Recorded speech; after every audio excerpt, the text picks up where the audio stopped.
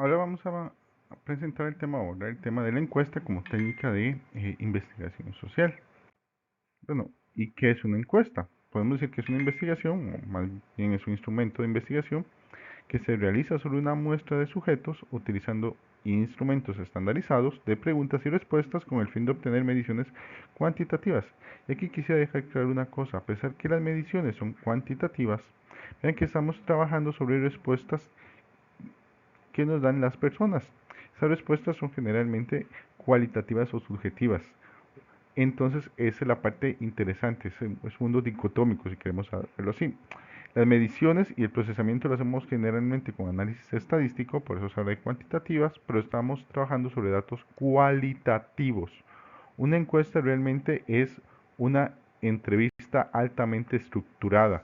Estamos preguntando lo mismo a todo el mundo, incluso dando las mismas opciones de respuestas en la mayoría de los casos para facilitar el análisis. Como cualquier técnica de investigación, las encuestas tienen pues sus ventajas y sus desventajas. Ventajas es que permite tratar muchos temas en un mismo instrumento. Podemos preguntar sobre temas de educación, ambiente, seguridad, ¿verdad? Y demás. Como está muy estructurada, los resultados son fácilmente procesables y son fácilmente también comparables. Y bueno, son generalizables siempre y cuando estamos trabajando con una muestra que sea representativa. Y también nos permite recolectar gran cantidad de información en relativamente poco tiempo. Tiene sus desventajas también. Como es un lenguaje muy estandarizado, hay que ser conscientes de que realmente se está haciendo preguntas claras para que las personas la entiendan y evitar problemas de comunicación que nos lleven a tener no respuestas, ¿verdad? O respuestas inadecuadas. La información producida se restringe únicamente a lo que se pregunta, a diferencia de una, por ejemplo, entrevista, que alguien puede decir algo que no se nos había ocurrido y empezar a ahondar. Puede haber efectos reactivos de la respuesta. A lo mejor yo le pregunto a las personas sobre un tema que la persona no conoce o que no había pensado y nos da cualquier respuesta porque muy feo decir que no se conoce, tal vez que cuál es la situación, ¿verdad? De la violencia, la guerra en Gaza. A lo mejor la persona no está muy enterada, pero nos da una respuesta porque considera que sería inadecuado no tener una posición. Eso se da mucho también por el tema de la deseabilidad social. Las personas no van a contestar, pueden contestar no lo que realmente piensan, sino lo que es políticamente correcto, si quieren verlo así. Por eso, igual que todo instrumento de investigación, hay que generar un ambiente de confianza y garantizar a las personas elementos básicos como el anonimato para que se sientan con la libertad necesaria de poder contestar lo que opinan. Recuerden, nuestro trabajo no es juzgar, ¿verdad? Ni pelearnos con las personas por su respuesta. Al contrario, agradecemos las respuestas honestas porque nos permiten comprender los fenómenos y las situaciones. Comprender y explicar algo también no significa que nosotros y nosotras vamos a estar de acuerdo con, ¿verdad? Esto. Y bueno, es una medición por observación indirecta. Yo le puedo preguntar a la persona, por ejemplo, si lee noticias o si se informa, me va a decir sí o no. Eh, la verdad no hay una manera, ¿verdad?, de que yo esté revisando, voy a la casa de la persona y ver cuánto tiempo dedica a la lectura de noticias. Por eso es una observación indirecta. Tienen problemas y limitaciones, ¿verdad? El uso de las encuestas y los sondeos. Pueden haber sesgos metodológicos. Hay cuatro básicos. El observacional, cuando el cuestionario está mal diseñado, ¿verdad? O se hizo una mala selección de preguntas. El de representatividad, cuando la muestra no se construyó de manera adecuada y se está tratando de tener un estudio representativo, o se está incluyendo las respuestas a personas que no pertenecen a la población de estudio. De hecho, me acaba de pasar, en este caso, una persona en la Universidad de Costa Rica me envía un enlace para que conteste un cuestionario, un sondeo que está haciendo. Y al empezar a leerlo veo que va dirigido a estudiantes, no a personal académico. Yo le contesto que, bueno, que le agradecía, ¿verdad?, que me tomara en cuenta, que estoy yendo a participar, pero que el cuestionario no es para personal académico.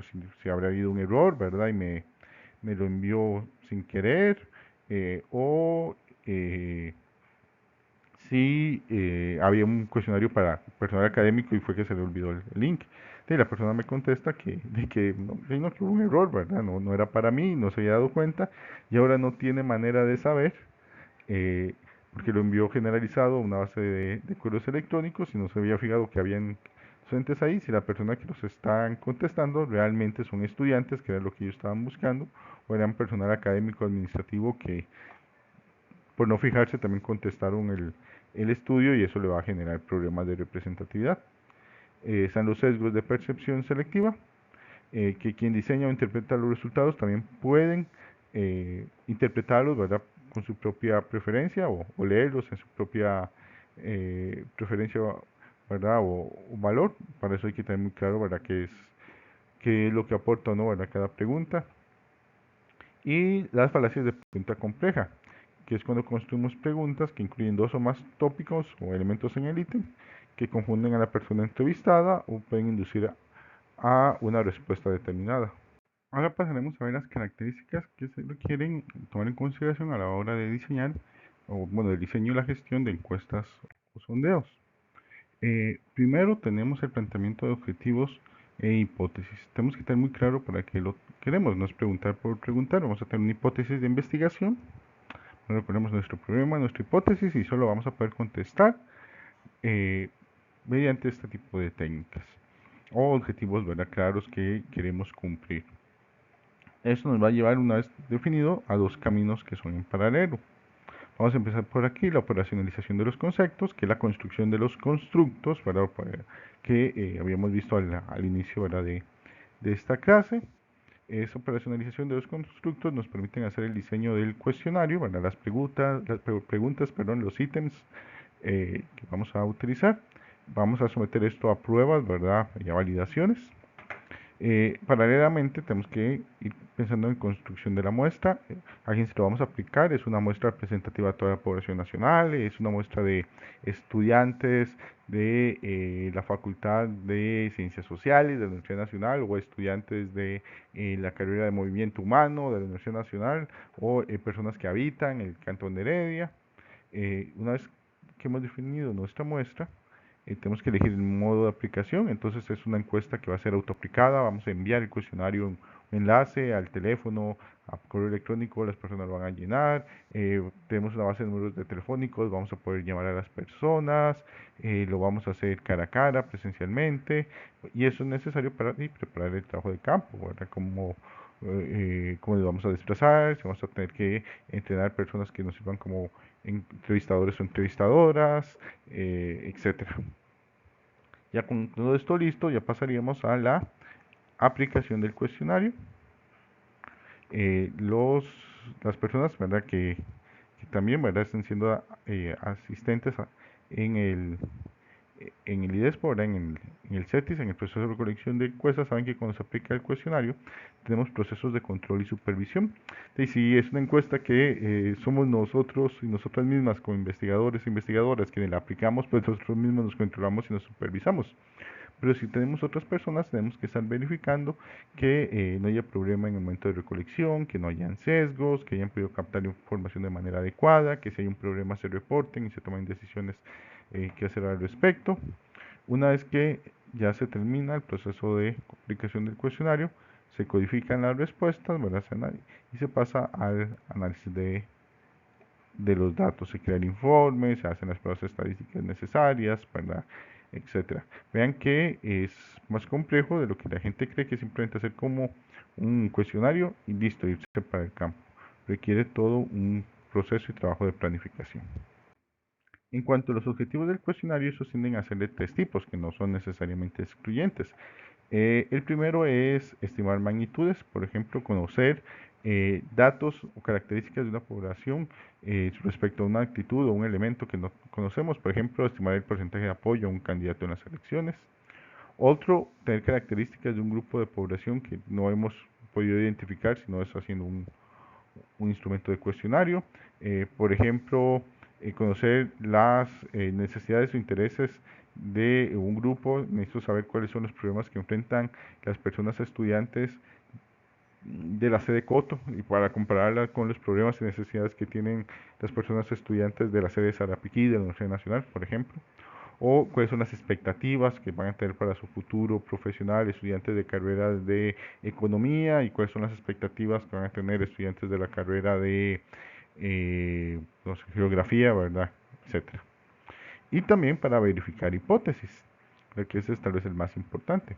Datos que nos permitan revisar si hay relación entre las variables para poder examinar nuestra hipótesis o posible explicación o comprensión a nuestro problema de investigación.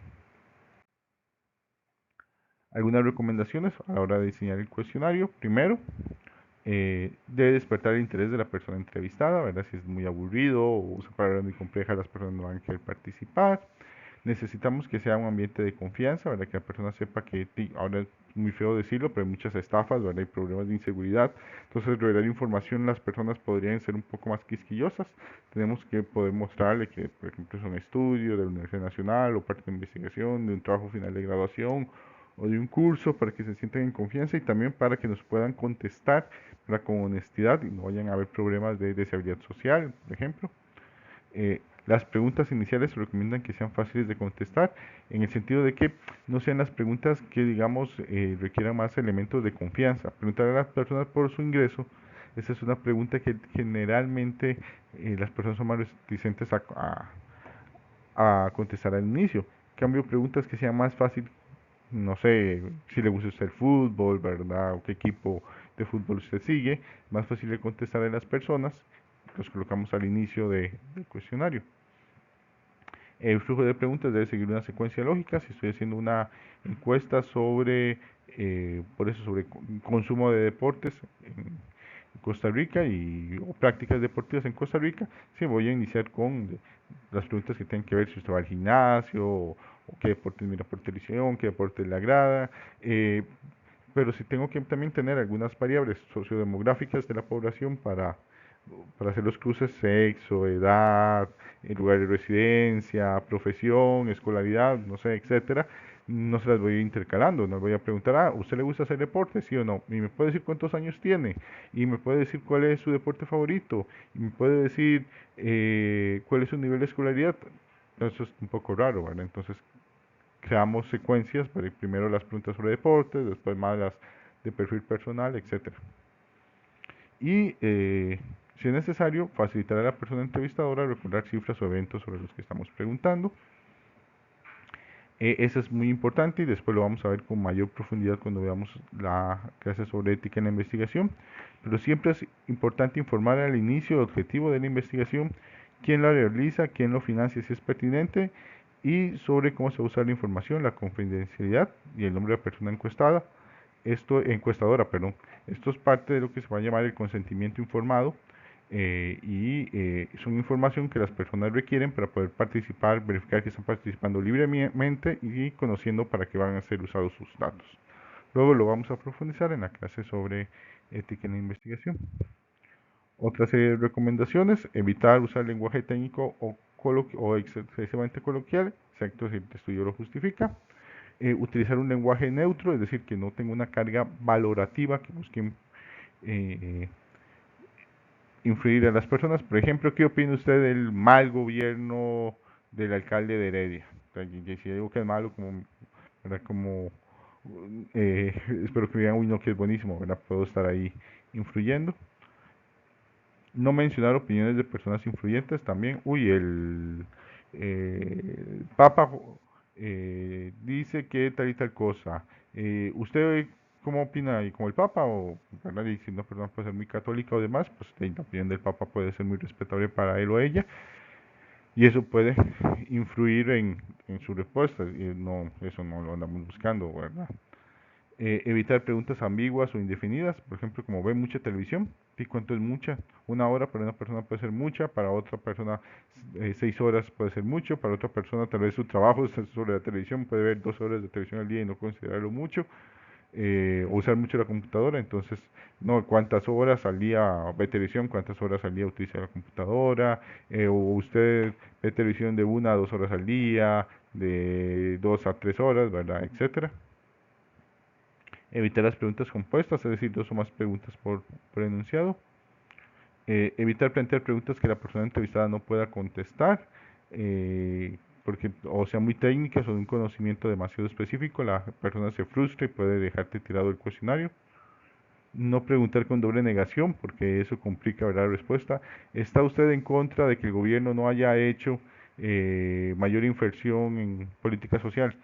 Ah, sí, pero si digo sí es que yo sí estoy en contra de que no haya hecho, o si digo sí es que sí estoy favorable, ¿verdad? Etcétera. Entonces, no hagamos preguntas así.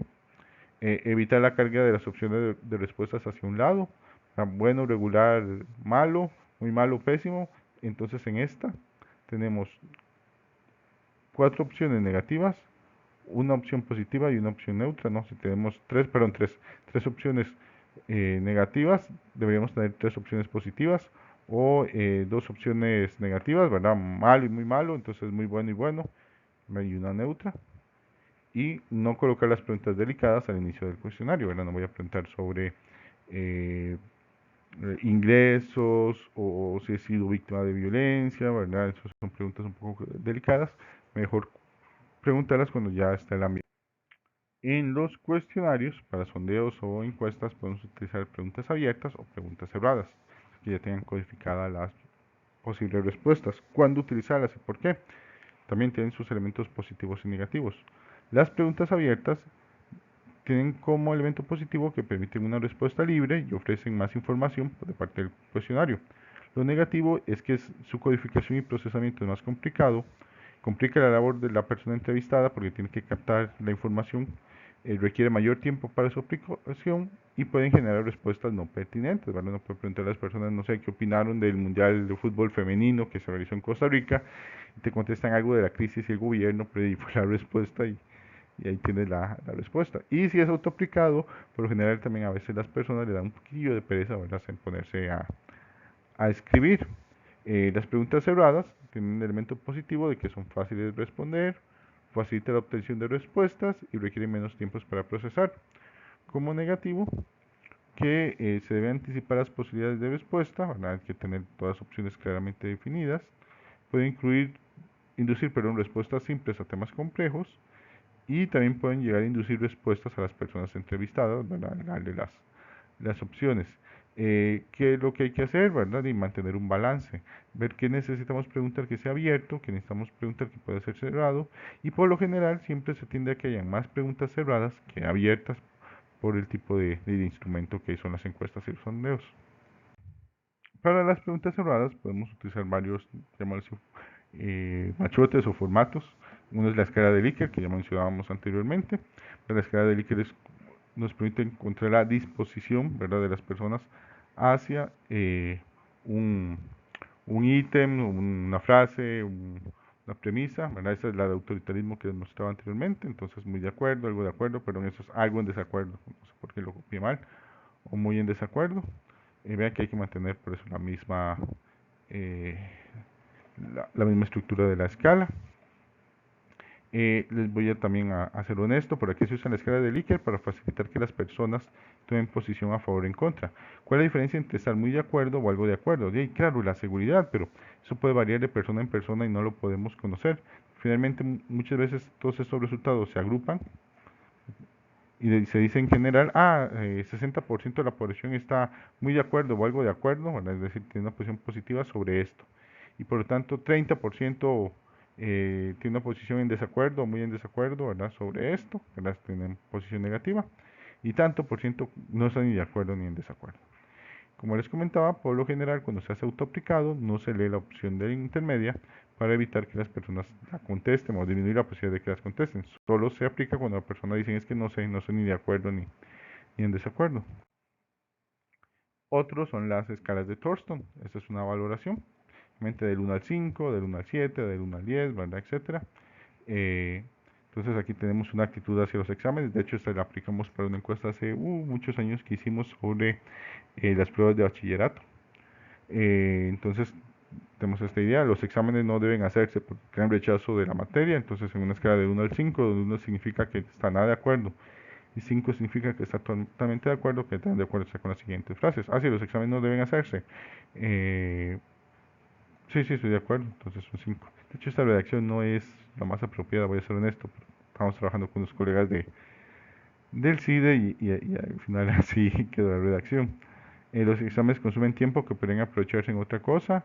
No, estoy en desacuerdo, ¿verdad? Más o ni de acuerdo. Aquí, los exámenes no deberían ser obligatorios. No, estoy muy en desacuerdo si deberían ser obligatorios. Y los exámenes permiten conocer si los alumnos han estudiado, ¿verdad? Entonces esto por acá. Que les dije, sería mejor plantearse en positivo. Decía, los exámenes deberían ser obligatorios y los exámenes eh, crean rechazo en la materia. Serían redacciones más adecuadas. Pero bueno, esas son las cosas que pasan en los procesos de investigación. Otra es la escala de Goodman, que lo que hace es tomar posiciones dicotómicas, sí o no. Este también es de una serie de preguntas que hemos aplicado en una encuesta para medir la percepción de la población respecto a los problemas que tienen las personas jóvenes en Costa Rica. Entonces, esto trataba de determinar cómo se percibe la discriminación que viven las personas jóvenes. Se pregunta si considera que se discriminan a las personas jóvenes por ser jóvenes, sí o no, ¿verdad? Por ser hombres, por su condición socioeconómica, por su nivel educativo, por si ser mujer, por grupo étnico. Bueno, para ser honesto, aquí había más, pero el ejemplo recortamos. Las personas contestan, eso genera una escala de percepción y se puede ver qué tanto percibe la población que las personas jóvenes están o no siendo discriminadas en el país. Para finalizar, está ya este ejemplo de un análisis realizado desde el IDESPO respecto a las variables asociadas a la valoración de la gestión de Rodrigo Chávez durante su primer año de mandato. Esto, bueno, forma de encuesta fue publicado obviamente el año pasado, al finalizar el primer año de mandato de Rodrigo Chávez, y ya hay un paper publicado, ¿verdad? Con este análisis por si quiere alguien después revisarlo. Como iniciamos, pues planteando el constructo, ¿verdad? Y la pregunta de investigación. Entonces, ¿qué son cuáles factores inciden en la valoración de la población costarricense a la labor del presidente Rodrigo Chávez? Eh, Vean que aquí este mapa permite hacer un resumen del proyecto de investigación, si quieren verlo así. Veo la justificación, en qué contribuye a los estudios de opinión, a entender la relación de diversos factores en la generación de la opinión política, perdón, de la opinión pública, que es un elemento que trabajamos en el IDESPO, a la ciencia política, que bueno, esa es mi disciplina, porque se interesa en la relación de la valoración del gobierno y la estabilidad política. Ya el país, porque permite comprender la construcción de la legitimidad de la esfera política y bueno, esto también se relaciona con la estabilidad y viceversa. ¿Qué establece la literatura académica? ¿Verdad? Mi estado de la cuestión que se revisó.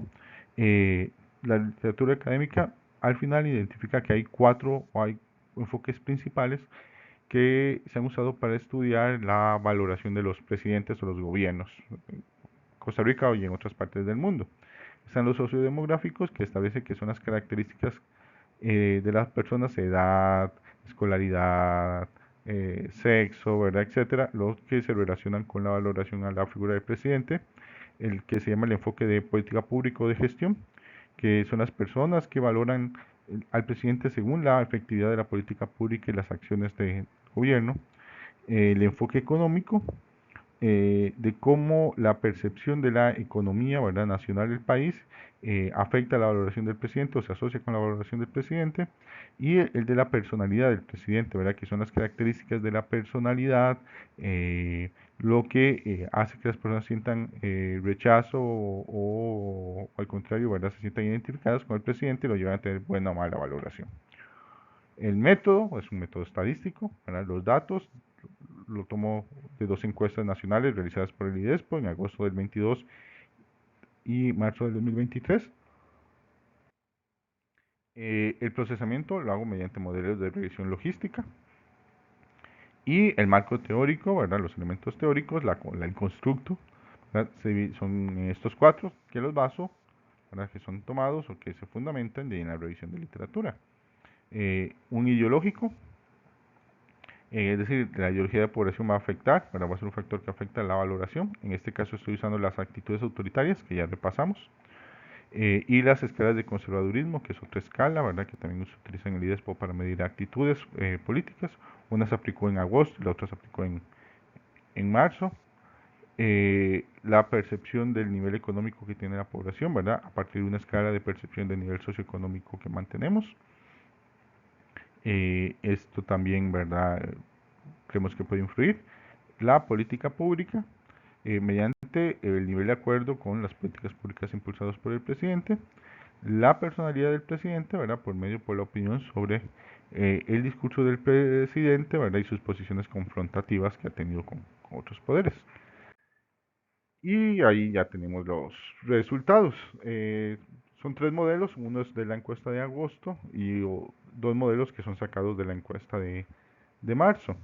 Y lo que podemos encontrar aquí, bueno, y los elementos sociodemográficos, que se me olvidó también incluirlo ahí, pero que ponemos acá. Que encontramos, bueno, los tres modelos son significativos, eso es bueno.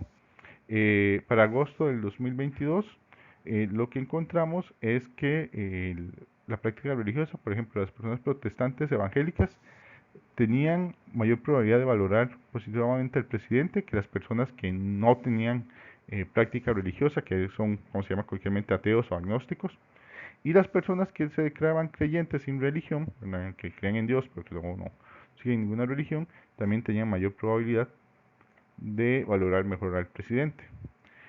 Las personas con nivel socioeconómico bajo o muy bajo y, y las personas con nivel socioeconómico medio tenían mayor probabilidad de valorar negativamente al presidente que las personas que percibían nivel socioeconómico alto. Y las personas con ideología conservadora, aunque muy levemente, tendían a dar una valoración más positiva al presidente que aquellas con bajos niveles de ideología conservadora. El modelo del 2002, bueno, igual solo nos cambia esto, que lo incluyo para ver si encuentra no estaba incluido en la literatura, pero para ver si generaba algún cambio significativo. La verdad, tiene relación significativa, pero no cambia las relaciones de arriba. Y aquí ya nos encontramos que los elementos sociodemográficos ya no influyen, ¿verdad? Ya que edad, sexo, no tienen relación significativa. Solo religión en el tema de protestantes evangélicos, las personas con creencias religiosas protestantes evangélicas tienden a, pero ya en menor medida, tener una valoración más positiva que el presidente que aquellos que son agnósticos o ateos. Las actitudes autoritarias también, ¿verdad? Mayor el nivel de actitud autoritaria, mejor valoración positiva del presidente, pero es muy bajo, ¿verdad? Muy similar aquí. Muy posiblemente porque la mayoría de las personas en Costa Rica tienen todos niveles de actitudes autoritarias, entonces no es una variable muy diferenciadora. En cuanto aquí, ¿verdad? Como las personas que están de acuerdo de la manera que el presidente se expresa, ¿verdad? En forma conflictiva contra otros poderes o instituciones, no hay relación. Pero los que están en desacuerdo, aquí sí. Estos tienen mayor probabilidad de valorar negativamente la labor del presidente o de tener una valoración menor. Las personas que están a favor de vender activos públicos como el Banco de Costa Rica, ¿verdad? O LINS, tienden a darle una mejor valoración al presidente que aquellos que están en desacuerdo. Y el tema de la legalización de la marihuana, que es el otro tema que en ese momento se está impulsando, no tiene relación. Y aquí sí, la forma de informarse sobre políticas también tiene relación. Los que se informan en redes sociales o usando las conferencias de prensa de casa presidencial tienen mayor probabilidad, aunque no altísima, de valorar al presidente de manera positiva. Y que se informan principalmente utilizando medios de comunicación tradicional, radio, tele, ¿verdad? Y demás, tampoco de manera altísima, pero tienen mayor probabilidad de valorar negativamente al presidente. Entonces vean, hacemos el constructo, las relaciones de variables y ya puedo identificar qué es lo que parece que está afectando, ¿verdad?, a la valoración de la población respecto al presidente de la República, Rodrigo Chávez.